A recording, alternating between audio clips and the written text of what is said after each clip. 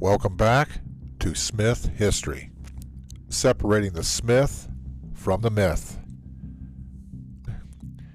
I'm Brian Smith, and today's episode could easily be titled The Smith Family, a Comedy of Errors, but officially I'm calling it Smith Pratfalls, Mistakes, and Near Misses. Now, before I dive in, let me set the stage. It's 1973. Gas is cheap. Cars are huge. And seat belts are merely suggestions. The Smith family, all 7 of us, are about to embark on a 3,000-mile road trip from Marion, Ohio to Phoenix, Arizona. And let me tell you, 1973 was a different world. My dad grew up in the Depression. So frugal wasn't just a personality trait, it was a religion. Air conditioning in the car? Absolutely not. Why waste perfectly good gasoline when you can roll down the windows and let a 110-degree desert breeze roast you alive? Mom was no different. She was economical in ways that would make a coupon-clipping grandma blush. Today, you can't drive 10 minutes without passing 6 fast food joints. But in 1973, you were lucky to find a vending machine. And food for the trip? Well, if we were fortunate, we got peanut butter. If we were really fortunate, we got bologna. And if we were unlucky, we got peanut butter and bologna, because Mom didn't believe in waste. Now picture this, a 1971 Chevy Impala, a land yacht the size of a small aircraft carrier, packed with 5 kids, ages 15, 14, 11, and 2. Me, I was the 6-foot-tall, 15-year-old draped across my brothers like a human tarp. My feet were in Jeff's face so often he probably still has post-traumatic stress syndrome when he smells gym socks. After Dad's typical 16-hour driving marathon, he finally pulled off the highway to sleep. It wasn't a rest stop. It was not a campground. Oh no, that would be too safe. He found a little slanted patch of gravel on the side of an off-ramp, perfect for a family of 7 to get some rest and possibly roll into oblivion. Sometime as the sun was coming up, we felt the car begin to drift backwards. We all felt it. Luckily, our dad felt it, and gravity definitely felt it. Dad woke up, fired the engine, and we all set up just in time to see the sun rising, and the fact that we were about 3 feet from a ravine. Now, it wasn't a mountain cliff, but it was deep enough that the Smith family would have been a headline. Family vacation takes sudden turn, straight down. We were literally a family on the edge, in more ways than one. And as usual, God protected us. He must have given us a full-time guardian angel, possibly one who requested hazard pay. Now, growing up, we didn't have gadgets, screens, or social media. We had each other, 5 brothers bound together like a chain gang plotting an escape. And each brother had a role. Kyle, he was the baby of the family, cute enough to get away with anything. Rick and Randy, well, they were the twin terrors, a match set of chaos. Jeff, he was the thinker, the brains of the outfit, the strategist. And me, well, I'll just say every story needs a villain. I was born in November, a foot taller than the rest, blue-eyed, mischievous, and, according to my mother, devilish. My brothers were all born in the summer, July and August. Green-eyed and naive and sweet. Fast forward to circa 1980. Jeff, just married, living in an apartment. Me, also just married. I stopped by one day to see him. Unfortunately for Jeff, he was sick that day.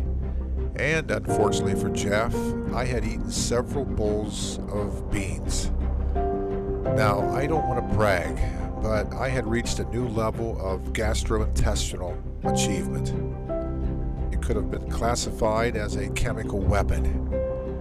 If someone had struck a match, well, Jeff's apartment would have been a crater. Jeff was in bed alone that day in a large bedroom. I sat in a chair close to Jeff, keeping him company while he laid there pale and miserable. Jeff's wife walked in. "Jeff, how you... Whoa!" She took one breath, immediately turned around like she'd hit an invisible wall, and bolted out of the room, gasping for air. I looked over at Jeff. He was already sick. Now he was sick and poisoned. I thought that was a good time to leave him to recuperate, and I left a trail of fumes behind me like a crop duster. And really, Jeff should have known better. A few years earlier, when I was still honing my skills, he'd fallen victim to, well, let's just say my creative use of natural resources. I asked Jeff to be the quarterback, and I would center him the ball. He obediently lined up behind me, ready for the snap. But instead of hiking the ball, I released a noxious cloud. And Jeff learned a couple things that day. Never trust your brother, and always check the wind direction. Another classic I remember vividly was around 1979. Jeff was at my house, and he developed a severe toothache. He had no transportation, and why, that's lost to history. So he asked me to drive him home to get some Orajel. Now, I felt bad for him. I truly did.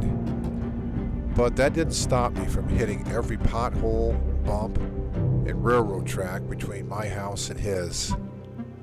I remember Jeff rolling around in the car in agony. I told him it was bad luck.